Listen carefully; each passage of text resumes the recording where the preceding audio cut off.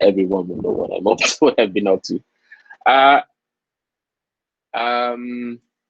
I am here to answer questions around application modernization. I mean, as the topic says, I know I've got quite a number of friends who work in the enterprise sector in the banks, and I guess they've also struggled. And I'm not saying this talk is targeted at banks alone, but I mean, I know they've always struggled how they can adopt the cloud, how they can, start moving to the cloud, one piece at a time. So I guess this is part of what this topic really is about. But then if you also find yourself, as a startup or, a regular tech company that isn't in the startup space or isn't in the enterprise space, or you're in the product space, and you have a very legacy style, environment, I think this topic would help. Okay, I'll end my monologue there now. No, it's actually interesting because somebody is like 18 years, like how? Yeah, that's a long time. I mean, so asked me, how did I get started coding and how did I get started, in technology? Actually, I was on a show called The Up Show by CTO the AI. So I spoke with the CEO then on his on the blog.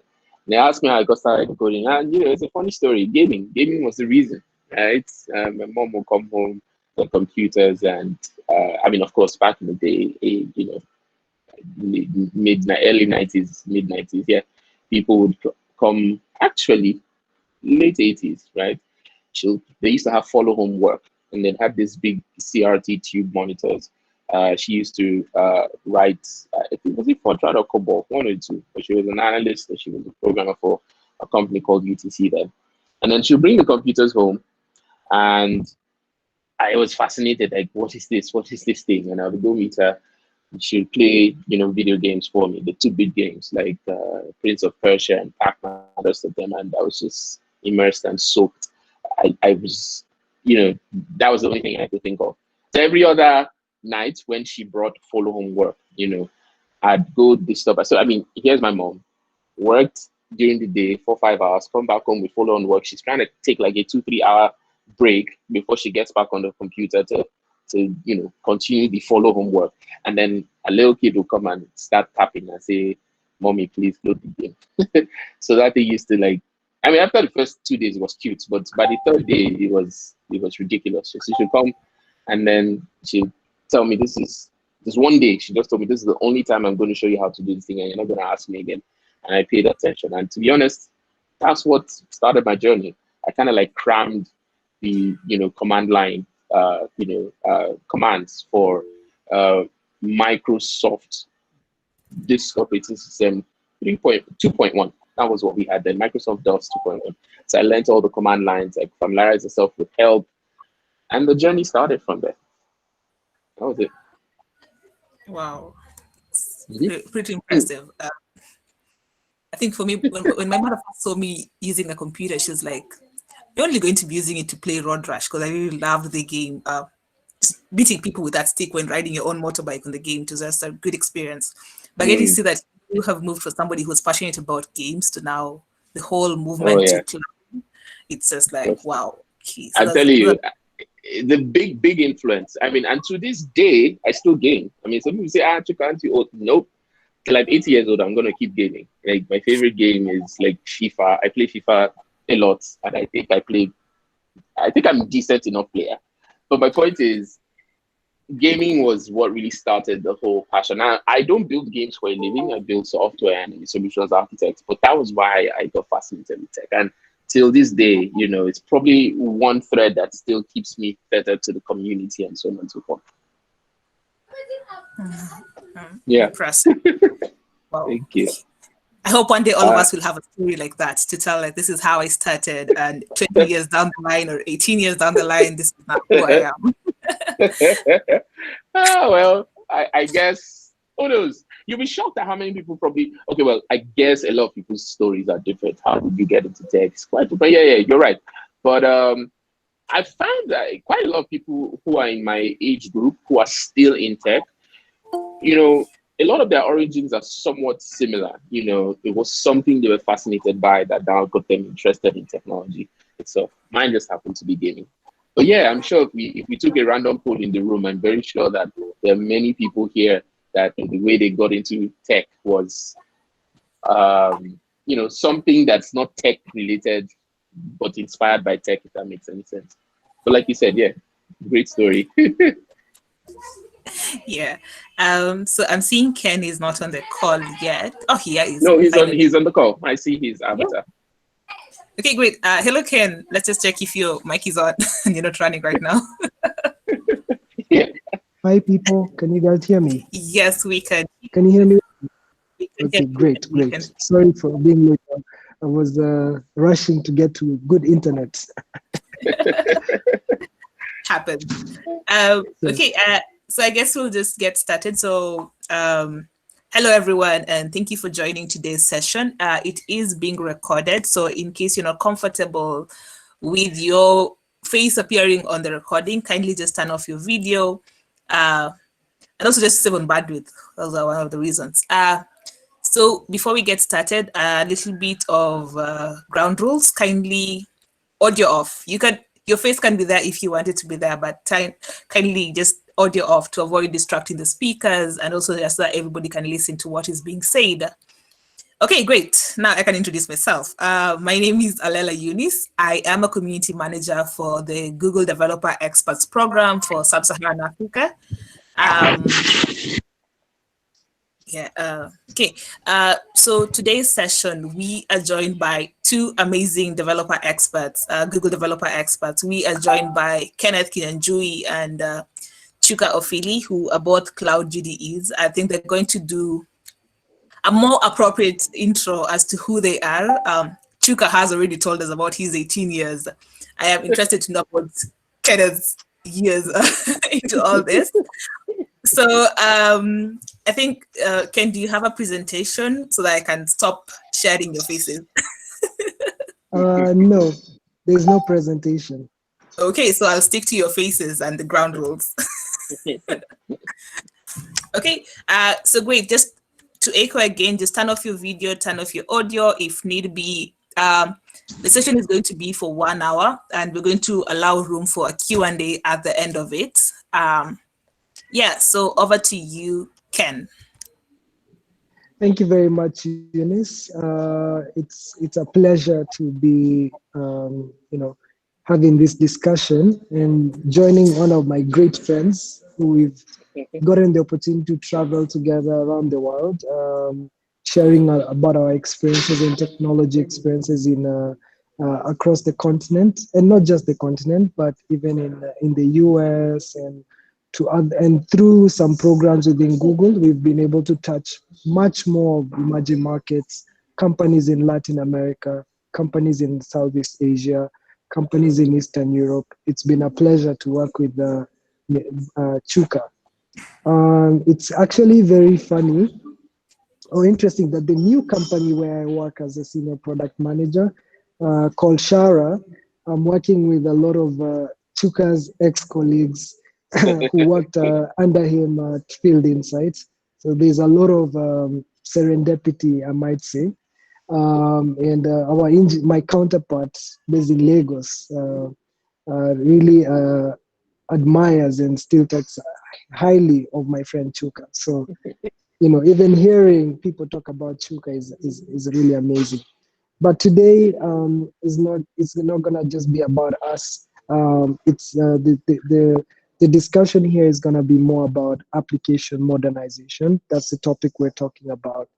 I know as Africans we love stories. I love stories. Chuka knows I love stories and I love talking too much. But today, let's be talking too much be about application modernization. I'll just give a brief about myself. My name is Kenneth Kinyanjui, for those dialing in and who might not know me. I'm also a Google developer expert. My background is in computer science, been around the tech block for a long time. And the long time is about a decade right now.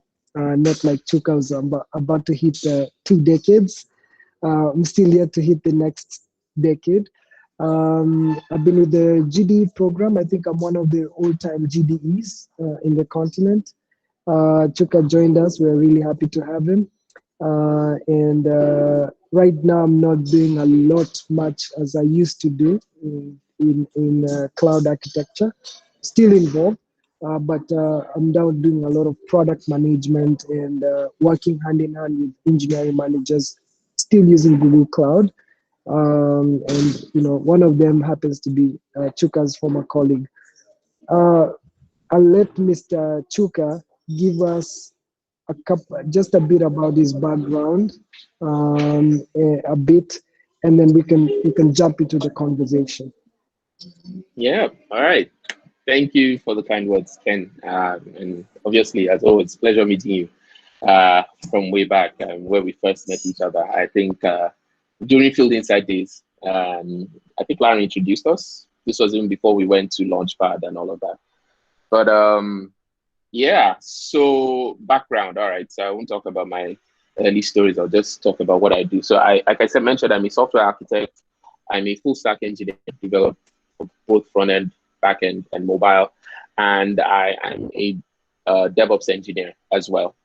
I currently working on a startup in stealth mode, but I also consult and do freelance work with Gigster. I mean, I guess Gigster is probably one of the more popular companies in the world.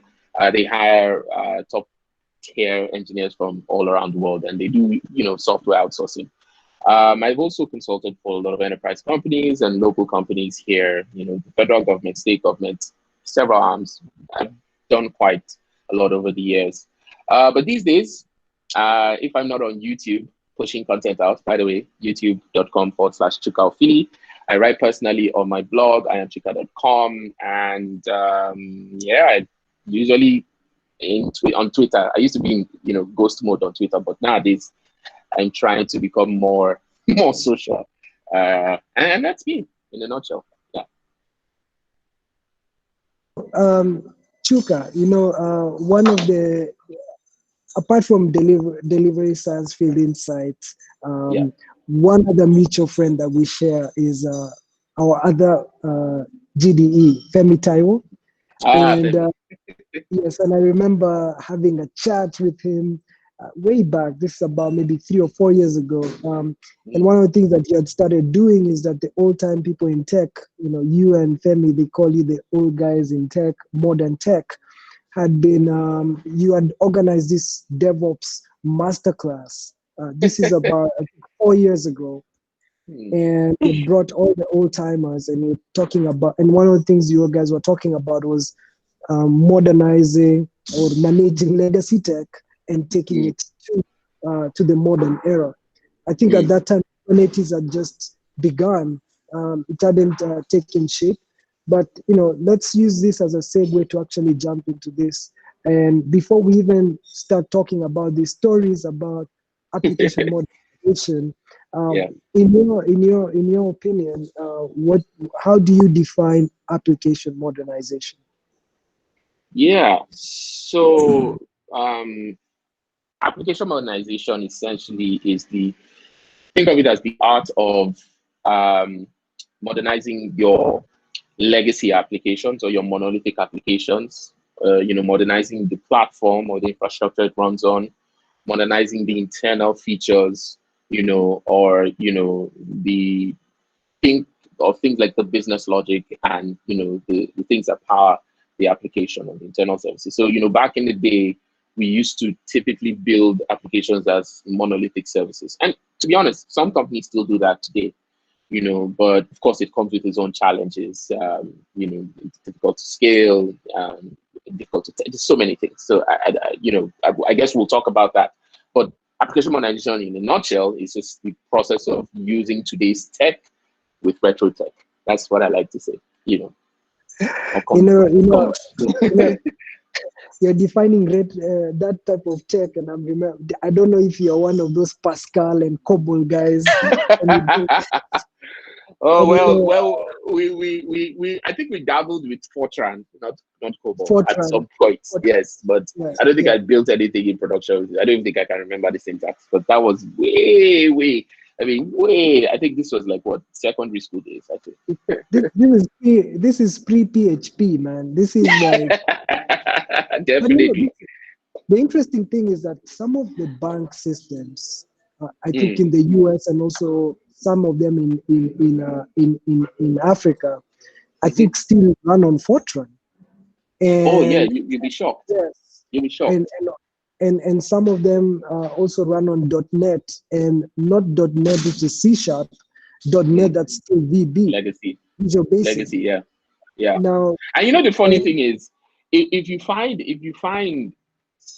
you look for job applications for those roles, because most people think that job applications for those roles are now extinct. On the contrary, yes, they are scarce, because a lot of companies are modernizing now. But those companies that are still tethered to those systems, which kind of run like a good percentage of some of the world software, when they're trying to hire for those roles, they always want to pay above and beyond, because finding that knowledge is so rare these days. So hey, there are job opportunities out there for you if you think you can manage to go pick up COBOL and Fortran. You'll be shocked yeah, at the kind of yeah. companies that will pick you up. Okay. I think one of the I remember, and I think we were in this Google Cloud Next together. This is in 2020. Sorry, we missed this one, but 2018 Mm. Google Cloud Next, and they were talking about you have this Visual Basic um, application running. How do you modernize it? And they were saying that give us this and we will run it on our containers, right? It looks Yeah. simple, but it's a bit complex, right? It But is. yeah, It is. yeah, and there's a lot of cobwebs and nightmares and libraries and different patterns, and I think this is where we will stem some of our discussions. Now, to myself and Chuka, our legacy or retro code might be the Fortrans, the COBOLs. To some people, PHP might actually be like they're actually like legacy because probably it's in the 2000s. To some people, something in Python using some CGI might be there. They need to maintain it. But application modernization, as per what Chuka has described in this discussion, is basically maintaining some sort of version of a retro form of code. It could be 10 years old, it could be 20, it could be 15, it could be even 30. But it doesn't have to be Fortran and COBOL, right? Now, Chuka, which goes to my next question to you. Yeah. What are can you tell us some of your horror stories or some of your, I don't think they don't have to be horror stories, but you get the gist, right? But No, I what are get you. some of the stories that you've had or projects that you've been in where you had to actually work with some 15 to 20 year or 10-year code, and you had to actually now manage it in the modern era? I'm sure I have a feeling at Gigster you've been exposed to some Mm. of these projects, but not even Yeah. Gigster, with your enterprise clients, because they don't like Mm. change, No, right? they don't. They don't. Well, to be honest, we span many projects, but okay. So, for example, we're currently working on one, right? At the moment, I do have a client that we built software for in 2005, right? So this is what 25, no, sorry, 15, 15, 15 15 years, years. 15 years ago, and then the client called me up and said, hey, we're having issues. So this is the product, or the product was hosted on-prem, and it was so when I say on-prem, it was hosted on the premises on their server in the client's server room where they were in their offices in Lagos. And they reached out and they said, oh, you know of course, I've done upgrades with the application over time, but I feel like one of the persistent issues that I had with that solution was I always had to physically be on ground, right? So that's one of my biggest problems. I always had to physically go there. Like, if the server didn't boot up, there was no remote access because it wasn't booting up. So if I couldn't go, I needed to send an engineer to visit their sites. And this went on for close to 10 years or 12 years. There was a break in communication at some point because I was really busy traveling and doing all of that. But then they reached out last year, and of course, something similar happened. Server couldn't come up, So I then sat down and I said, hey, guys, we need to modernize this app, So he goes, okay, so what would he be involved? Of course, I couldn't explain the technical details to him because the client couldn't really understand or couldn't relate. But the summary of it was we had two choices. Either start to tinker with parts of the app, or refactoring the whole and redeveloping the whole app. Because there are two ways to go about it. You can either redevelop the whole app, which a lot of people do. They just do a straight rewrite, or they figure out a way to start to reuse those components, break the monolith into smaller services and start to write small API wrappers around those services, which is the typical way, for, enterprise, legacy apps. You might not have the room to rewrite everything. You might not even have that as an option. There might be so much overhead and your ROI might be quite small. So instead, some people say, okay, the existing one still works. We just want to modernize it. Because the question is then, why are you doing it? But before we discuss that, I think the biggest issue I think I've already highlighted was I had to be physically on ground, right? The second issue was this: we wrote this thing 15 years ago. It took us like 2 weeks or 3 weeks to kind of understand the whole code, right? The whole code base. It took me 2-3 weeks for me to go through everything to understand what was happening. And to be honest, the cognitive load involved is ridiculous because I had to share the load with 2 other engineers. And remember, I wrote this application 15 years ago. I even wrote it alone.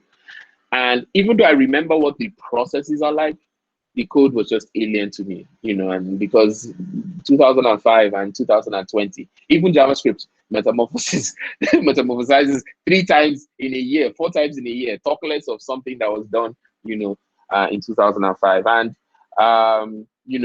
understanding the code, extending it, that was also another nightmare. So we just decided, you know what, it probably would make more sense if we just do a full rewrite because of speed. I think speed was the more important thing. I've been on other projects where we couldn't afford a rewrite. There was a, I can't name drop, but there was a big enterprise client in the US, and they had this big product launch. And the way their recommendation engine was built was, was built for technology at that time. The code was probably about 5 years old. And then we had to do a rewrite. So we ported most of the functionality from the software and moved it to database layer, and that saved our skin. So although we had technical debt, that's a horror story there, and we always had to understand what somebody else had written before. That's the bigger problem I've noticed with monolithic and gigantic humongous apps, is understanding the full code base first before you can make any meaningful changes. And but we survived it. We're still here. So I believe there's nobody who wants to go through that situation that can't survive it. Wow, like I'm just listening to you and I'm like, I have been that guy that has been given, I'll tell you, like, so a bit of context. I used to be a consultant, right? And with a mutual friend of mine, I think in the tech ecosystem, they know Kinyanjui of Twiga. And we used to run a business called Faidika. And at Faidika Technologies, we had all customers. So once we Kane joined Twiga, I went back to Startup Lab. We still had some of those customers. So one guy ringed us up, I think a month ago, and they were like, this M-Pesa system, and that we had built like, I think 4 or 5 years ago. And back to what Chuka is talking about, we had documented, we've done all the right processes. But remember, sometimes the client wants to be cheap.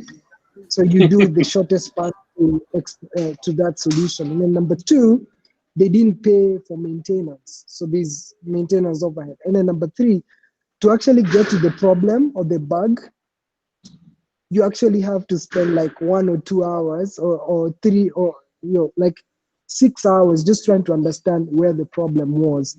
And you end up looking at this application modernization conversation takes us even back to good practices. Like, did you Yeah, set up logging? Did you set up, did you write good comments? You know, and some of these things come up and, you know, you have to bite the bitter pill, because if you didn't set up logging and monitoring, oh my Lord, you don't even know yeah, where the bug is. And at yeah, times there's pressure from the business guys to deliver a solution or to address, or they're starting to bleed money, and you have to stop the bleeding or absolutely. address it. And remember, these guys are like, you guys fix this, you don't know, you know. And so I too have also shared some of these nightmares, right? And Chuka can tell you they are not, you know, when Chuka tells you he has to spend 2 weeks trying to understand code that he wrote, you know, I'm telling you, this is not a joke. This is tough. And goes back to another question, Chuka. Um, Mhm, what will you say have been some of the ways? Okay, you've had some nightmares. How did mhm, to walk us through some of the techniques or approaches? Someone who, you know, who actually took the shortcuts, how would they mhm, deal with a situation like this? Let's say in this case, I think in 2005, you took 1 week to build this app, or 2 weeks. You know, mhm. you solved the customer's problem. He's been using it, no problem. Because you now 15 years later, you don't even know where to start.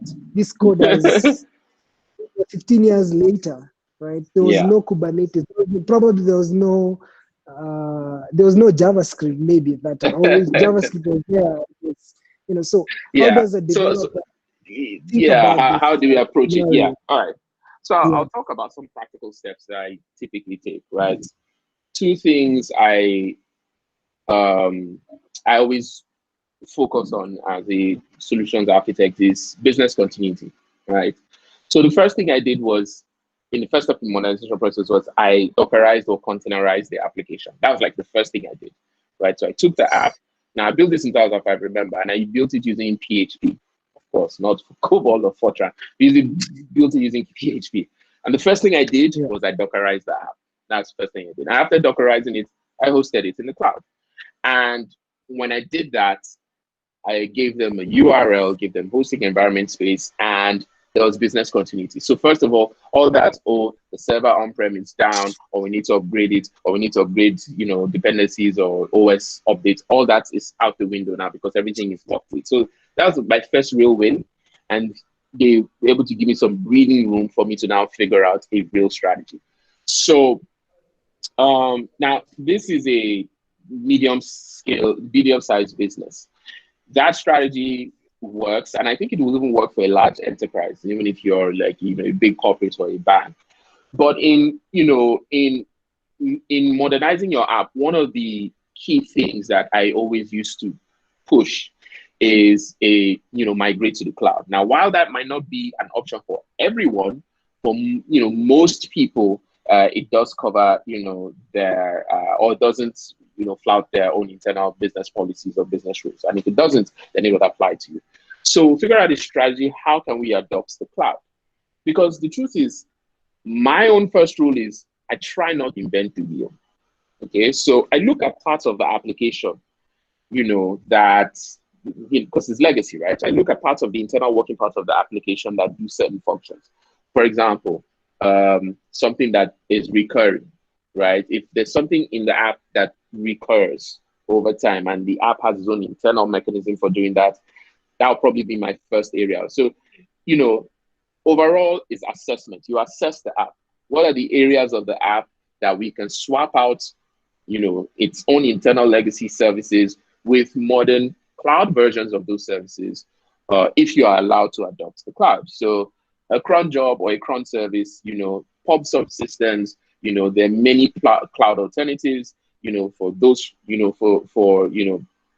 store retrieve or queuing type systems. There's RabbitMQ, there's Cloud AMQ, there is Cloud PubSub. There's so many tools that you can, plug and play, you know. So that's one area. Another area is I look at the logical, sections of the app. A lot of the time for legacy apps, you find that they do, what I call one stack. So the front end, because everything is bundled, right? the database layer, the middle, the back end layer, and the front end layer all bundled together on one machine, right? On-prem, on a, or in a private cloud.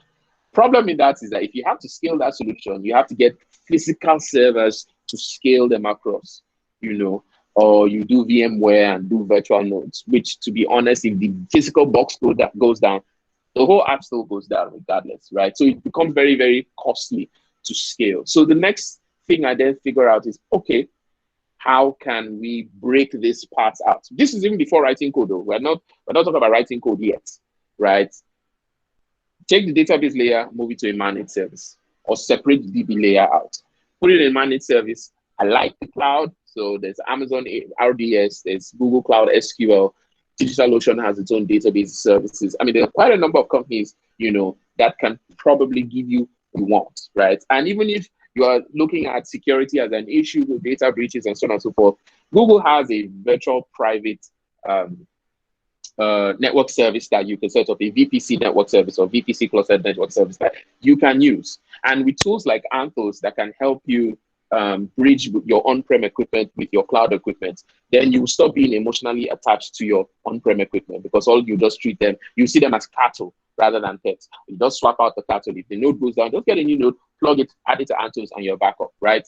And then you can choose to host your databases with them. However, I always still prefer to use a managed service for databases. I would advise not to host yourself. I mean, except you have a full team running around the clock to manage and watch those databases. And full team, HR, tech resources, that means salaries, that means, uptime monitoring, so on and so forth.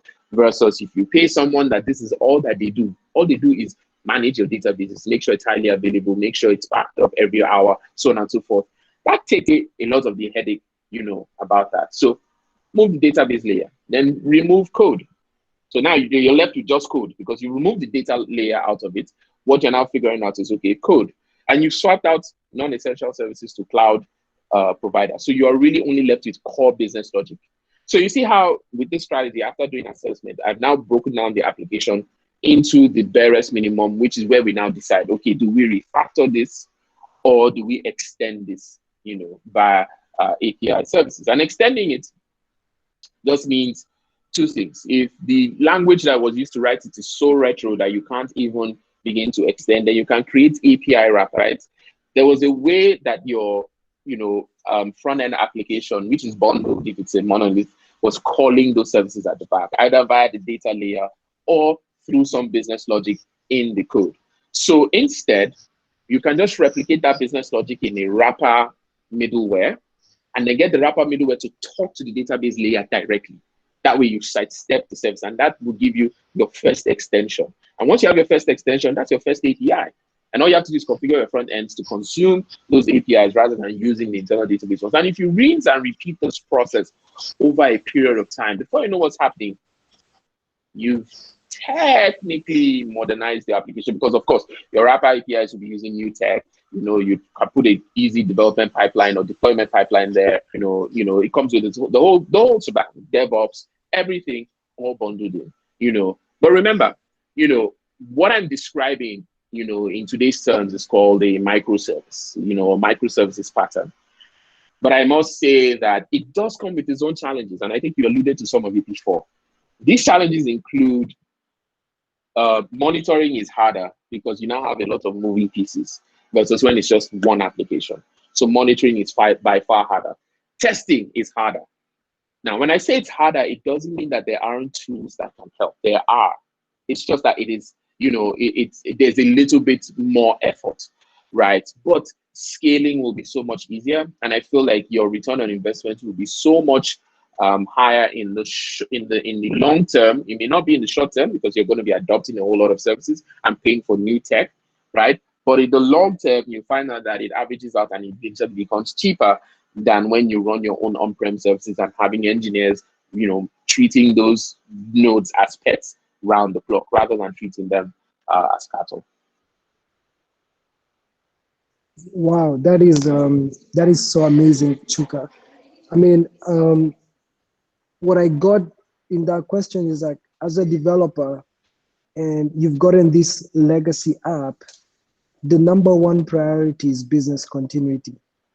Always remember, business continuity, the business has to continue. Imagine you're costing them revenue, profit, how do you quickly get there? And one thing that you did in your scenario was, putting this, removing it from the box on premise and putting it on the cloud in this scenario. Number two, the other steps that I summarized were, number one, start analyzing the situation, dissect it. What is the issue? Put it there. Number two, use the modern architecture practices. Majority of the time, legacy apps will be 3-tier: presentation, business logic, and data. Start decoupling them, understanding what fits in. Then number two, ask yourself, okay, now that we're in the core logic, what do we need to refactor versus what do we need to extend?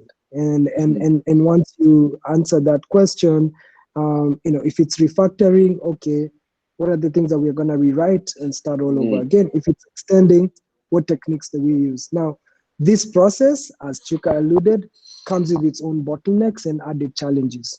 One of them being monitoring, one of them being testing, what has broken versus what has not broken. So remember, you might have to actually add a testing strategy. There are actually tools that help you do this. When you think about this, remember you're dealing with businesses and business managers who might not understand the technical complexity. It's good to actually tell them, investing in this right now, in the near term, has a longer impact on the long term. And if they rush through this process, they stand a risk to actually lose more. So one of the things that Chuka humbly has not talked about is, during this refactoring, there's a lot of pressure from business and they don't want to hear things. So you actually have to manage that conversation well and direct them. And probably I'll let Chuka actually tell us, okay, some of the situations that he's been in where he actually had to call these guys and tell them, guys, this is not going to take 1 week. It's going to take months to do this. And I need X amount of money to do this. There are those type of tough conversations that happen.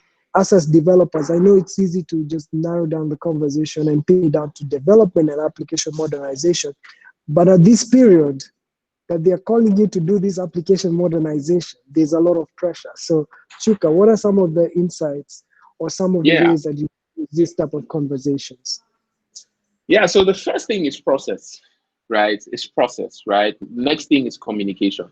So, business usually would always, look at engineering as a black box.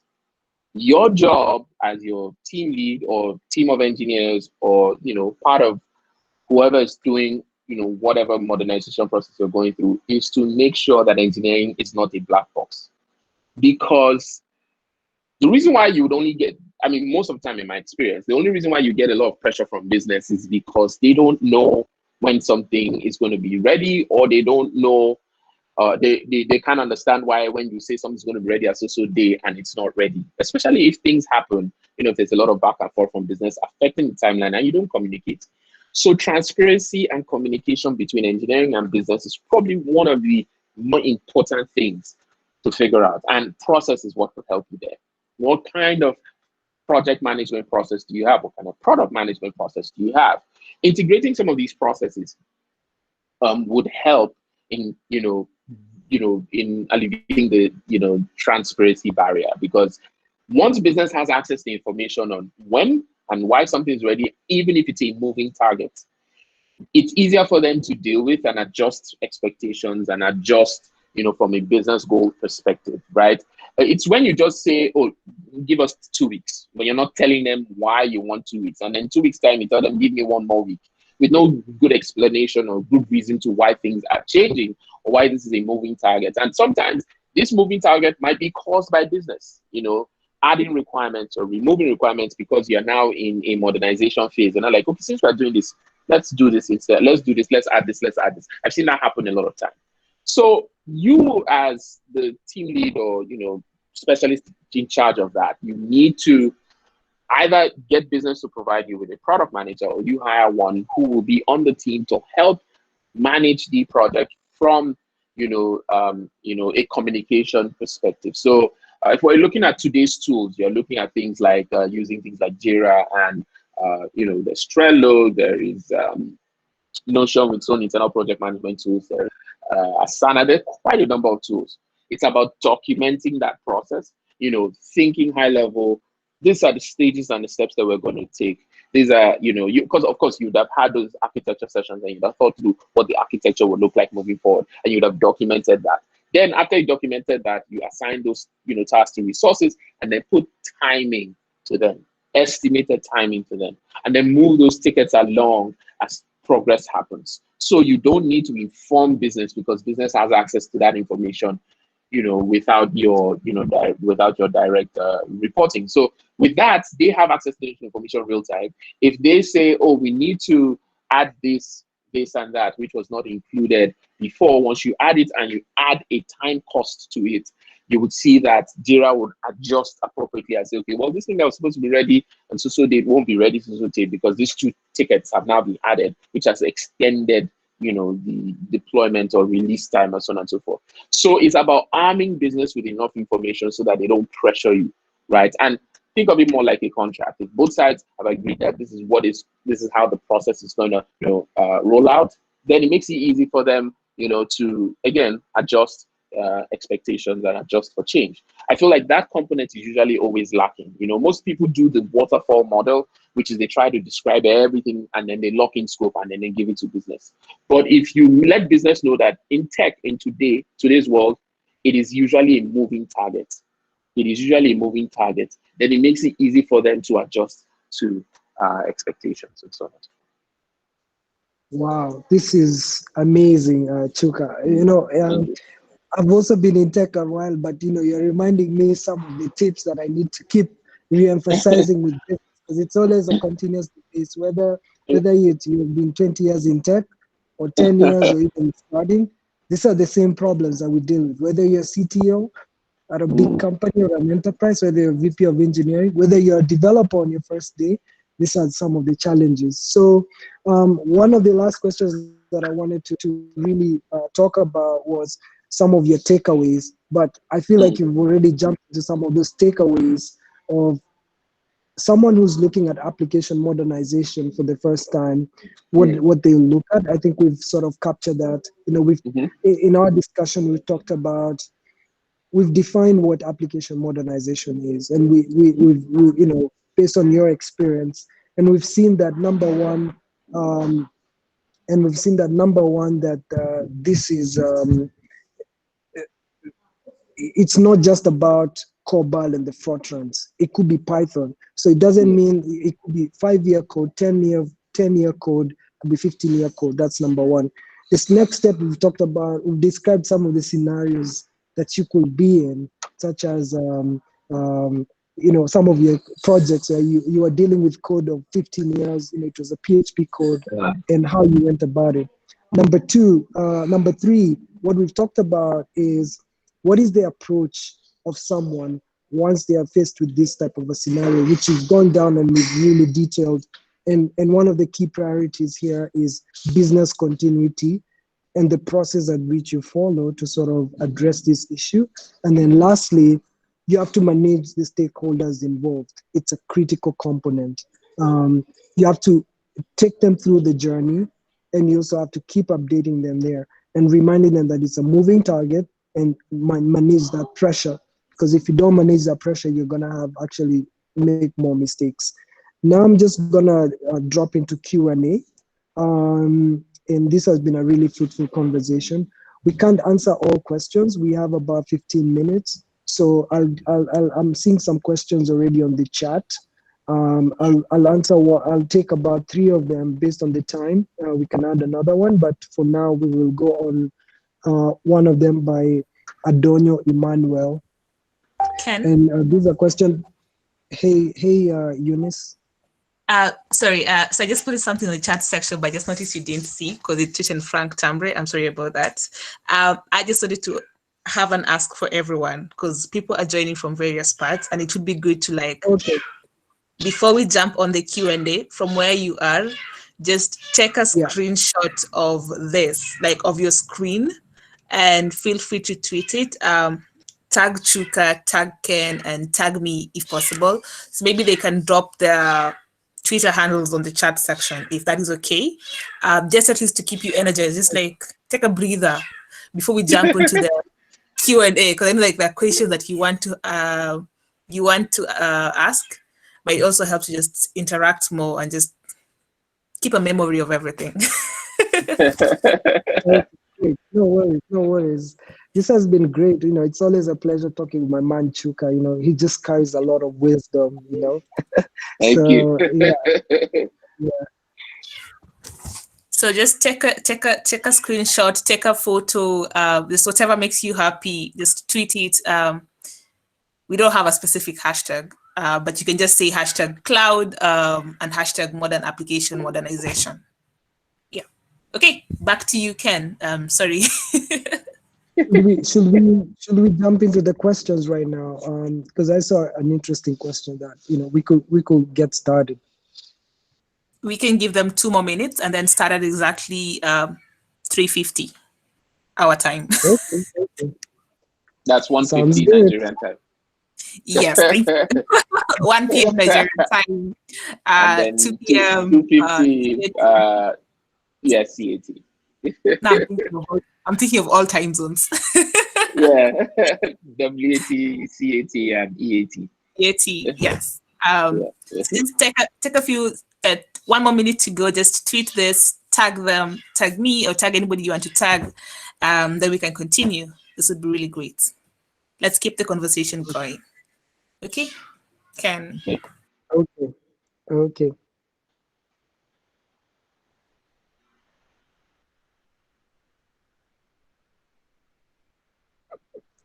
So should we be playing some Nigerian music or some Kenyan music? What should be happening? If we're to play music at all, it has to be Nigerian music. It has to be. Yeah. Maybe some South African music. I don't know what's but I feel like Nigeria. South African music. Yeah, South There's African music music. from so many places. Mali, Cameroon, Uganda, Tanzania. There's so much. Yeah. Anyway. Okay. Can just be going through some of these questions.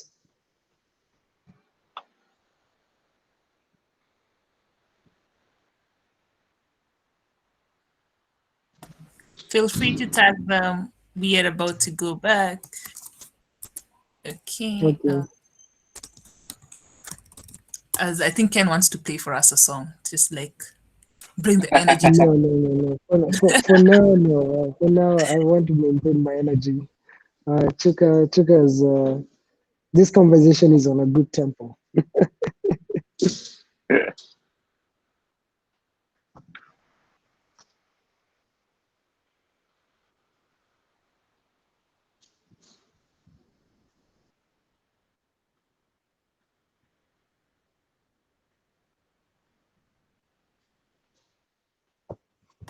Okay. I think we're good to go now. Ken, Okay. you can now Okay. So there's a question by one person called Adonio Emmanuel, and his question is: so does modernization mean rewriting the entire application or creation of some sort of interface package that interacts with the old system? Yeah, so I think I already alluded to some of that during the talk. In some cases, it could be a refactor, and in some cases, it could be, the former where you write wrapper APIs or, wrapper middleware that will talk to, part of your system or part of your application. I guess the larger question will be, how do you decide, which route to go? And the easiest way to know that is to think about, one, your time to market, all right?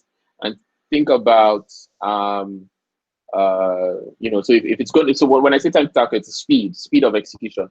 It will take you a month, 2 months, maybe to quickly refactor and rewrite the whole application, versus it will take you, 4 months, 5 months, because of the complexity of the existing legacy application, to build something around it, then its functionality, then the only logical step is to rewrite or refactor, right? So time to market, that's what I mean by time to market. That's one. Two is sometimes complexity is so great, you know, and then, and when I say complexity, let's say in this instance, you might have a situation where the application is actually buggy, right? When I mean it's buggy, it's faulty, right? Implementing new services on top of buggy software, we usually call it technical debt, right? Implementing, you know, new features on top of features that are already faulty is not a good way to go. You really want to fix those issues. And if fixing those issues is going to be quite tall as an ambition, then you have to look at the other option, which is then a refactor. So these are the two main scenarios one should look at and to help decide. Of course, and then business goals, you know, do they align with whichever strategy it is that you want to pick? It's more of an art form than a science, right? I think conversations need to be had, both engineering team with the business team and the product team, then to figure out which is the best strategy for us as a company. And then once you pick it, stick to it, no regrets, and just move forward and stay the course until you come out on the other side, of course. Okay, thank you very much, Chuka. I think that's how I'll also approach the question.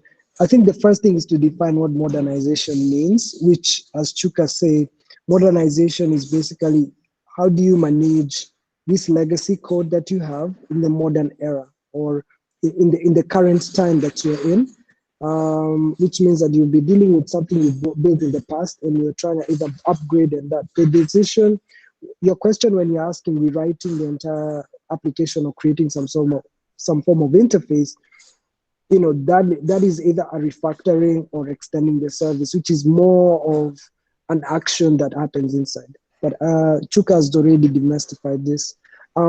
Otobong Peter actually added a comment, says documentation turns out to be important than the code base itself. Well, I wouldn't say that, but I'll just say that documentation is very, very important, right? When you're thinking about your life cycle. Okay, these are Otobong goes ahead and asks us a couple of other questions. He asked 3 questions. I don't know if this is 3 questions, but okay, I'll just give the context. So he said, is language a necessary consideration in deciding to rewrite a code base? Let's say a business decides to change from C# to Python. Is it advisable to decide to rewrite the code on the basis of language? Very interesting question. I'll let Chuka talk about this. I have some opinions, but I'll let Chuka okay. talk about this. Okay. So I think first off is I wouldn't immediately say that language should be the deciding factor. It could be one of the factors, but it shouldn't be the deciding factor. Right? I already alluded to some of the factors that you should consider when you want to refactor, if you should refactor an application or not. But if you are looking at language as one of the factors, the 2 questions you should ask yourself is, 1, is there appropriate community documentation, right, for this language? Because you need continuity and you need longevity in that continuity, right? So you don't want to pick up a framework or a language that will reach end of life in 1 year, or finding documentation on how to do something new is going to be a nightmare. So that's 1. Actually, that should be 2. Number 1 is, what's your team strength around that language? Does your team that will work on the product, do they actually know the language? Do they have the skill sets? Do they understand it professionally? I think that's the more important question you should ask. And, that decision shouldn't be made by the team lead. It should be made by the engineering team. It shouldn't be made by business. It should be made by the engineering team. I mean, except in rare situations where you find that the thing that you're trying to achieve can only be done by one language, then you've boxed yourself in and you don't have you don't have a choice but to then build engineering around it. But if it's that you're serving and sampling languages and you're trying to figure out which one should I use, not like it must be Python. It's just like, okay, we want to move from C# because we feel, okay, C# will soon reach end of life. I'm not saying it is, but let's say that's one of the examples, right? Or there's no documentation, or, C#, there's just one engineer in your engineering team and he's a single point of failure, which means if he doesn't come to work, then nothing can happen. If these are some of the circumstances you find yourself in, then it might make sense to say, okay, engineering team, what other languages can achieve what we want to achieve? And then it's their documentation. Does it have legit? Does it have long-term support? Can we, are there enterprise licensing that can support, these languages? Is there a framework that's built on top of it that we can easily adopt? Frameworks are particularly good because frameworks come with standard sets of documentation. And if you hire a new engineer, and this is something that I do personally, when, if I hire someone who's going to work on a project, the first thing I say is, we use Node.js, or we use PHP, or we use Python, or we use this framework. So go and use this, go and learn how to pick up this framework. And once they pick up that framework, be rest assured that when they're looking at the code base, we make it simple because we're following a certain set of standards and conventions that the framework is preaching, right? So that makes it easy for newcomers to get on the project, and we won't have any single point of failure. So these are the things that one needs to consider, right? Not just the language. I think it's much more expansive than just the language itself. I think to add on what Chuka said, I normally start with the objective. I know for those people that know me so well, I'll start, what's the outcome that we want here? And at most time it could be like speed of execution. It could be, we want to scale this up. We want to improve performance. We do that. The thing, why are we spending time moving from C# to Python if the thing works? But if there's an issue with, we can't get C#, if the challenge here is that we cannot get C# developers in the market to maintain this app, then we do need to refactor and rewrite it into Python. So the decision to move to another language shouldn't be because there's another app. This language seems better than this one. It should be concrete. Like there should be a concrete reason, because rewriting is a big investment in terms of time and effort. But if you can't find C# developers, then then you might need to move to Python. The other thing is, and here's also another mistake that happens is, I see this happen a lot of times. Maybe the CEO or a CTO goes to a conference and he hears Elixir. He says, this is the best thing that ever happened in tech. He comes and tells the developers that, hey, you guys, I want the system in 1 month in Elixir. And so, back to reiterating Chuka's point, this decision has to be an engineering team decision. Like everyone has to be in consensus and agree what they're comfortable about, and then move. But it shouldn't be like a dictatorship type of decision. Although the CTO, the leader, or in this case, must weigh the options and find one that suits the current situation to go to the outcome. So in this scenario, like look at it more of an outcome thing, and refactoring or changing the language will be a byproduct of the outcome, where application modernization is actually a result of an outcome that you want to achieve. If we can demystify that, like you'll be like, we are running into issues, or it's costing us money, we're unable to maintain this, then okay, we need to modernize this application. Okay, one of the ways that we get there, as you start breaking, then it becomes, okay, then you will have that question. But it shouldn't be like you wake up and you say, oh, we need to change from Python to React. Or you should be like, oh, why are we moving from AngularJS to React? If Angular works and your developers are confident, just keep going where you're going. But if you see that React is the way to go, then you move. Or someone says Vue.js and native script is the best thing that ever happened, and then next thing you're moving to React, to Vue.js and React Native, and you've not weighed the options, So, that, just reiterating Chuka's point, that's the way to think about it. So I'm gonna look if there's another question. I don't see any other new question coming in. If you have a question, we will take one last question, but if there isn't gonna be one, we're just gonna invite Eunice to do some final remarks.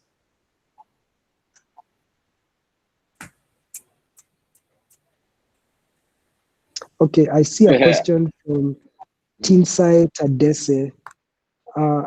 I don't know if you're from Eritrea or Ethiopia, but I'm I'm a long distance runner, so and I'm a fan of Tadese.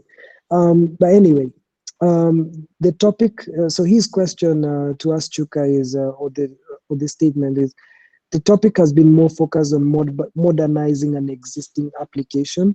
However, what should be considered in terms of However, what should be considered in terms of considering the future when developing a new application? Yeah, it's a good question. I think so. The easiest way to answer that would be to say, don't over-engineer. Don't over-engineer, right? Because you can run into this rabbit hole of, oh, I'm trying to build for 2022 or 2025. You don't know what the state of technology is going to be by then. So you know what? Just keep things simple. Keep things stupidly simple, KISS. Use today's technology, use today's techniques, today's best practices, today's modern standards for what you want to build, right? And of course, if you have more experienced people in team, there's some pitfalls you can avoid for, but not to the extent where you find yourself over engineering, right? Over engineering for a presumably a situation that may never exist or may never come up. So just keep things stupidly simple. What's the important thing? Yeah. And I'm saying this because this is a new application, right? So what are you trying to achieve, right? It's the product, functionality for the product, stability for the product, high availability for the product, scale for the product. Once you can answer those questions, the rest I think will be easy to fall into line, because once you figure those out, you figure out, okay, this will probably be the best tool, and if this is the best language or the best tool, then let's hire a staff and engineering team to support that. The reason why we're talking of existing applications, because the existing application comes with its own baggage, so you have to figure out all that baggage in order to make useful decisions. But when you have virgin territory, a green app, you have a lot of flexibility. You know what I mean? And you have a lot of room to work with. So I think that should answer that. So Tinsai Tadese, very great question. The topic today, we were talking about application modernization. Chuka has crystallized it very well.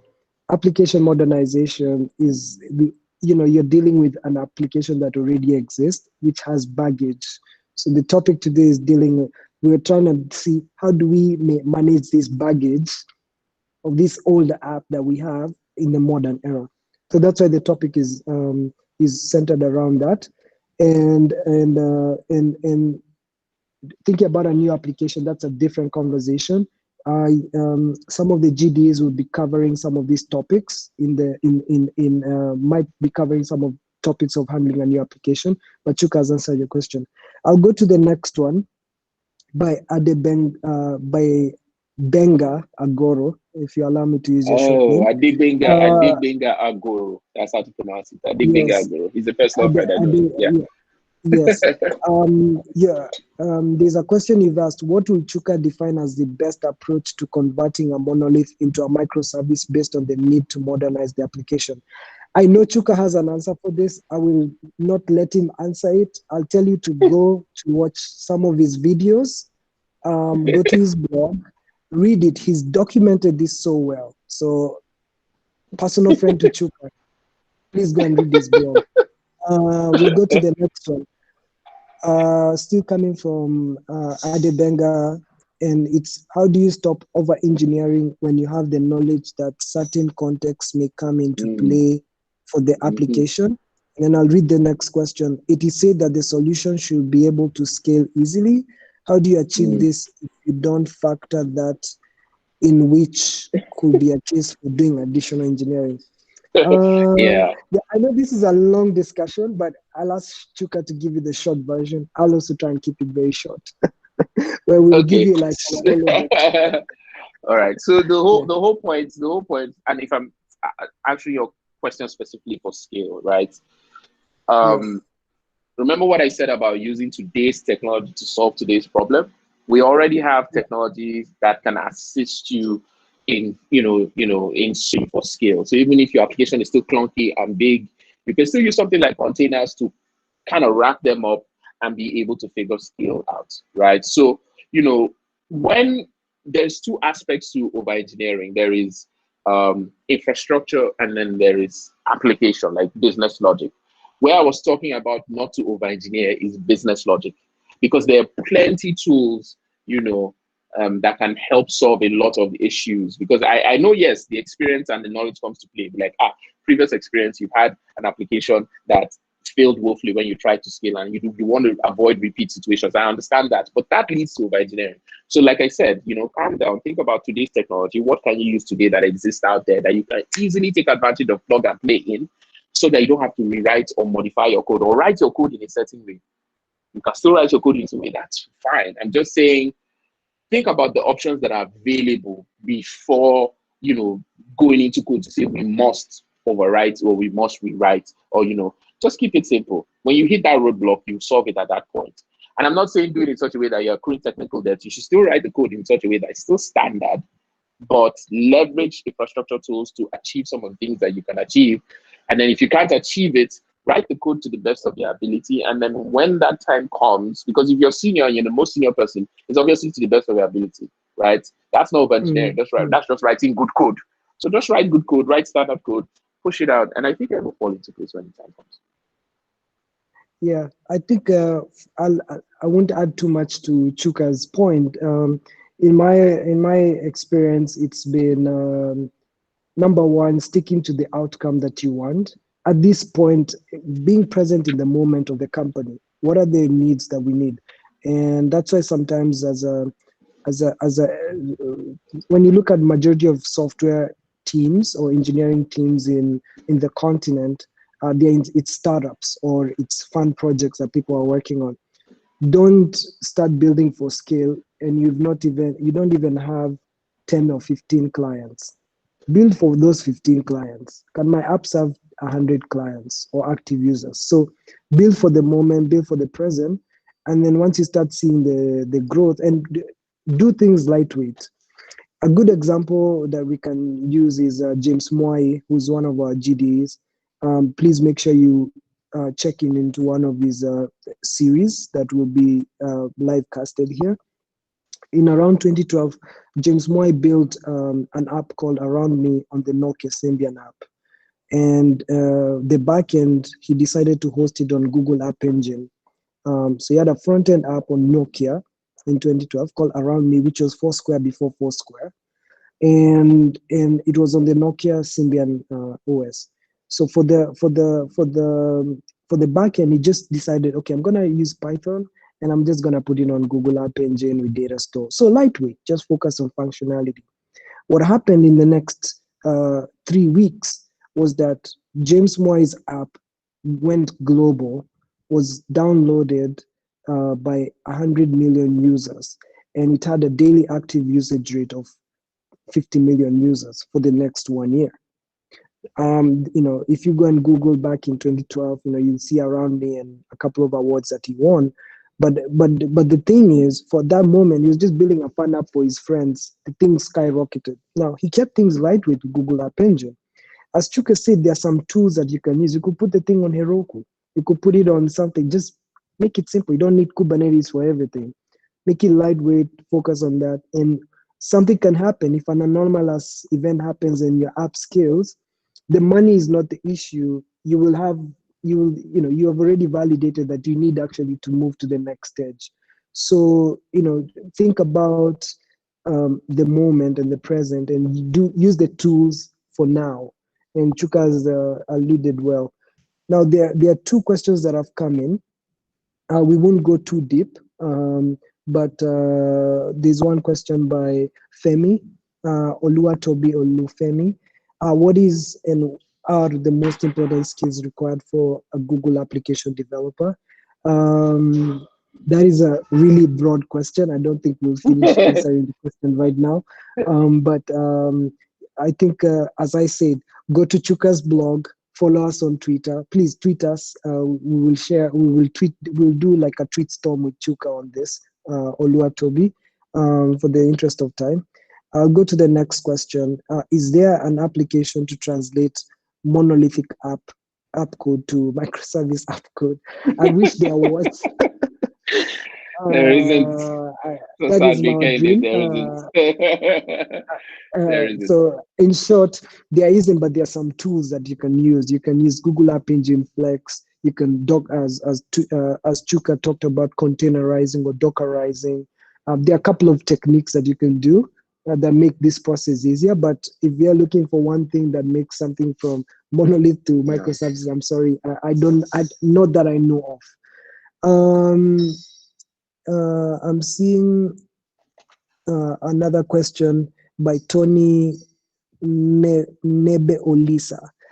And that's thank you, Chuka and Kenneth, for this presentation. You're very welcome. And that's why we're here. I've grabbed so much knowledge today. I'm not a developer or programmer, but I'm really interested in GCP. What are my chances of becoming an expert in GCP? Interesting. So I'll the go for the easiest short way to version. answer that, yeah, I was just even going to Yeah. answer that. I mean, just use Quick Labs. Google has a product called quicklabs.com. Go and look for one of the tracks, and there are many tracks there, and then there are many lessons and many like developer paths that you can go from scratch to hero real quick. That's the shortcut that I can say that you can pick. Right. So once you go through each of those tracks or any of those tracks, chances are that you will pick up all the knowledge that you need to become proficient at using a tool, and then you can start eventually becoming an expert because you need to be proficient first before you use over time, and then you can become an expert. Exactly. Yeah. So the fact that you're not a developer or a programmer yet, as Chuka said, go to Quick Labs, sign up, start taking the lessons. There's a couple of programs. Last year there was a big Google Cloud Africa Challenge that allowed people to learn GCP. So start playing around. Again, go to Chuka's blog.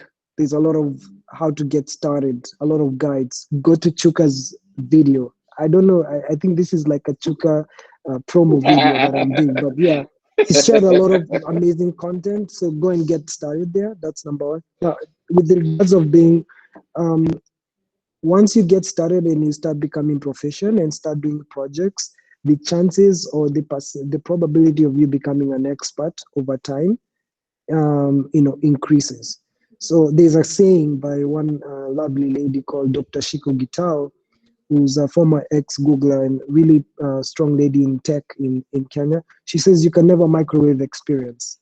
Being an expert in anything means that you spend time solving problems over time. You've heard Chuka spend over 18 years getting there. So there's no way you can become an expert in 1 year or 2 years. You can become proficient at an aspect, but you cannot become an expert. And so, always remember, since I can never microwave experience, let me log the hours and get there. There's a famous saying by Malcolm Gladwell about the 10,000 hour rule. So once you keep doing and solving problems in GCP, you'll actually get proficient. You get more experience. You get to the point you're sharing knowledge like Chuka through his channel, and again, you'll get there. So I think to that, Eunice, we will hand over this the conversation right now to you so that we can wrap up. Okay, thank you so much, Ken. Thank you so much, Chuka. I feel like this should have continued because I'm learning so much. I'm like, okay. So these are some of the things I need to consider. This was really, wow, this was really educational. I think majority of the people of the call have gathered so much. I think you've seen that from the feedback that they have given. So thank you so much, Chuka. Thank you so much, Ken, for creating time to do this. It's a pleasure having the both of you on this. To those on the call, you had Ken has mentioned Femi, has mentioned James, and now we have another GDE called Dale. So next week, I was about to say, like, when you're mentioning all the speakers, it's like you know who the next speakers are going to be. So next week we are having a session on data management and databases by Femi Taiwo, James Mwai, and Dale Hambley. So you can just wait for an invitation if you had signed up before. If not, just remember to sign up. Once again, thank you so much, Chuka and Ken. For this, it's just so I don't know what to say. I am going to be providing the link. I will tweet the link to the recording after the session. So hopefully by tomorrow it's going to be up. Please remember to follow Chuka on his YouTube channel. He has a lot of content on cloud and he has a lot of conversation with other expert speakers. So you can subscribe to his channel. Chuka dropped the link. Chuka, when am I joining your channel? Do I have to pay all the links? That's the link. I need to be on that. Don't worry, your time will come. Your time will come. Yeah, my time will come. I'll be patient. Chuka has dropped a link. Ken, we're still waiting for you to start your YouTube channel. I will. It's coming. You can support him as a marathoner or any other way. Yes. Yeah. So please remember to follow Ken. Both are cloud GDEs, and it's very exciting to have them just speaking about us. Hopefully one day they will get to talk to us about their journey into cloud and what made them want to be cloud GDEs. Super excited to have you again another time. Thank you all for joining. Parting shots. Eunice, just a bit of an ad for all those that are in the call and can check the comment section. Victor Kiplagat has shared just a video by one of our mutual friends called Kane Wanjao, the city of Trigger. Yeah. And he has some amazing videos and content as well that recorded him talking about starting up versus when at scale. So he, as you might have known, Trigger is like one of the highly growth company or startups in Africa. Right now, I think there are about 1,000 employees. I think their tech team is about 50 people right now. So they're really grown in the last like 5 years. So he's shared a video there, and you can watch it if you want to know application modernization versus starting up, right? So that's somewhere you can start and just get familiar with this. Oh, great. Thank you so much, Victor, for sharing that with us. Anybody who wants to check it out, it's on the chat section. Yeah, so parting shots from Chuka and Ken. Just before we say parting shots. What are parting shots? What are parting shots? Yeah. It's like punchline. So saying the video game, stay frosty, guys. Stay frosty. Stay frosty. Oh my God. I think for me, it's I think the thing I can say is I have so many, but the one I'll pick is be patient. You cannot microwave experience. So take your time, keep working, keep improving, keep going, and you'll get there one day. Wow. Okay. So you've had it from the experts. Thank you so much. And bye, everyone. Stay safe. See you next week. Bye. Ciao. Ciao.